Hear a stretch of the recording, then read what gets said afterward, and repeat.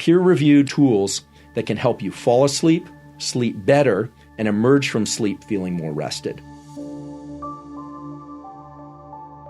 Most people are aware that getting a really good night's sleep on a consistent basis is critically important, but most people don't know how to do that. In fact, I'm guessing that very few of you out there are consistently getting 7 to 9 hours of really terrific sleep, waking up feeling rested, like you're ready to attack the day, and being able to go through the day feeling focused and alert without dips in energy or focus.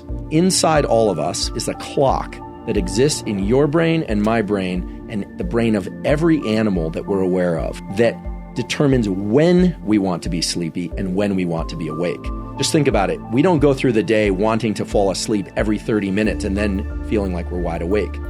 Our sleep and our period of sleepiness tends to be condensed into one block, typically one 6 to 10 hour block, although there's also variation in terms of how much people want to sleep. That block of sleep and when it falls within each 24-hour cycle is governed by a number of different things. The most powerful thing that's governing when you want to be asleep and when you want to be awake is light. And in particular, it's governed by sunlight. How important and how actionable this relationship is between light and when you want to sleep. What's going on in your brain and body as you go through one 24-hour day? Let's start with waking. So regardless of how well you slept at night or whether or not you were up all night, most people tend to wake up sometime around when the sun rises. Maybe not right at sunrise, but within an hour or two or maybe 3 of sunrise. Now, I realize there are night shift workers and there are people traveling and experiencing jet lag where this is not going to be the case. But for most people, we tend to wake up about the time that the sun is rising or so.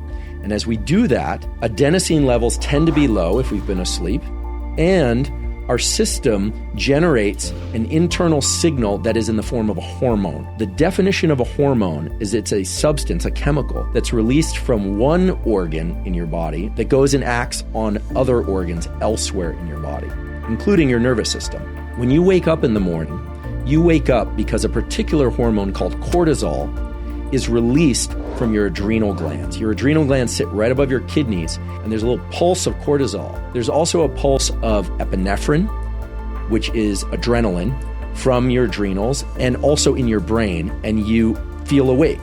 Now, that pulse of cortisol and adrenaline and epinephrine might come from your alarm clock. It might come from you naturally waking up, but it tends to alert your whole system in your body that it's time to increase your heart rate, it's time to start tensing your muscles, it's time to start moving about. It's very important that that cortisol pulse come early in the day, or at least early in your period of wakefulness. I say that because some people are waking up at 8 p.m. and are sleeping all day.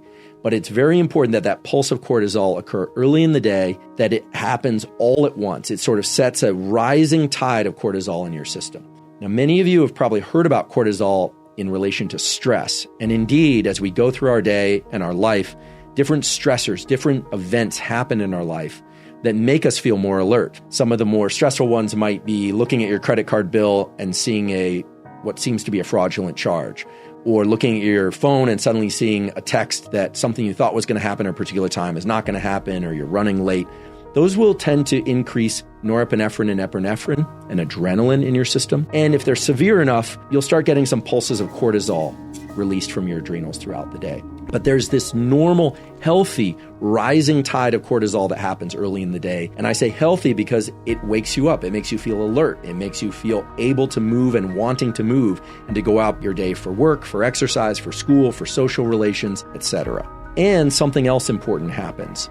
A timer is set in your body and in your nervous system that dictates when a different hormone called melatonin, which makes you sleepy, will be secreted from a particular brain region. When you wake up in the morning and you experience that rise in cortisol, there's a timer, and these are cellular timers, and they're dictated by the relation between different organs in your body, that says to your brain and body that in about 12 to 14 hours, a different hormone, this hormone we're calling melatonin, will be released from your pineal gland. So there's two mechanisms here, a wakefulness signal and a sleepiness signal. And the wakefulness signal triggers the onset of the timer for the sleepiness signal. you have the capacity for what are called phase advances and phase delays. So if you get light exposure too late in the evening or in the middle of the night, it's going to make it hard to want to wake up the next morning early and to go to bed early. The opposite is also true. If you wake up early, say, 6 a.m. or 7 a.m. or even earlier, 4 a.m., and get light exposure, it will phase advance your clock. It's going to make your clock think it's earlier and you'll want to wake up earlier. So the simple way to think about this is if you're having trouble waking up early and feeling alert early in the day, you're going to want to try and get bright light exposure even before waking up because it will advance your clock. It's sort of like turning the clock forward. Whereas if you are having trouble waking up early, you definitely don't want to get too much light exposure or any light exposure to your eyes late in the evening and in the middle of the night because it's just going to delay your clock more and more. But there's a practice that I've adopted in the last 5 years that I've found to be immensely beneficial. It's a thing that they call yoga nidra. Yoga nidra actually means yoga sleep.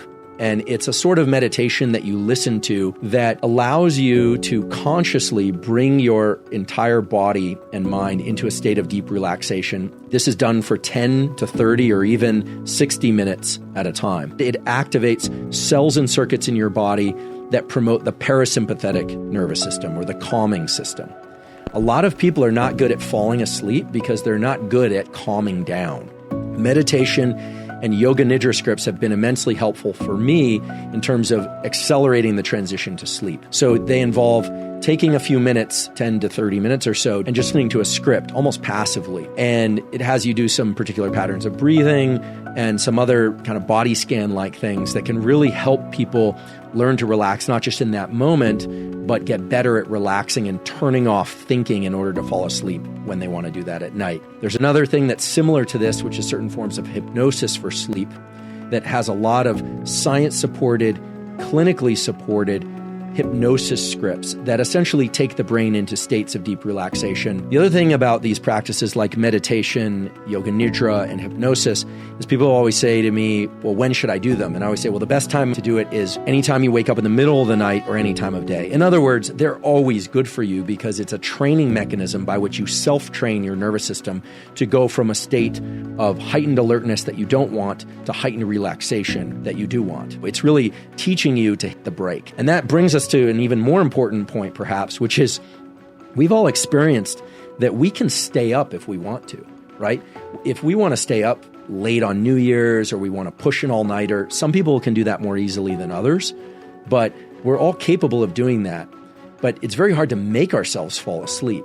And so there's a sort of asymmetry to there where we are more easily able to engage wakefulness and drive wakefulness. We can force ourselves to stay awake. Then we are able to force ourselves to fall asleep.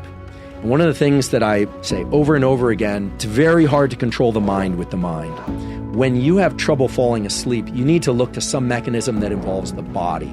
And all the things I described, meditation, hypnosis, yoga nidra, all of those involve using the entire body and mind into a state of deep relaxation. It activates cells and circuits in your body that promote the parasympathetic nervous system or the calming system.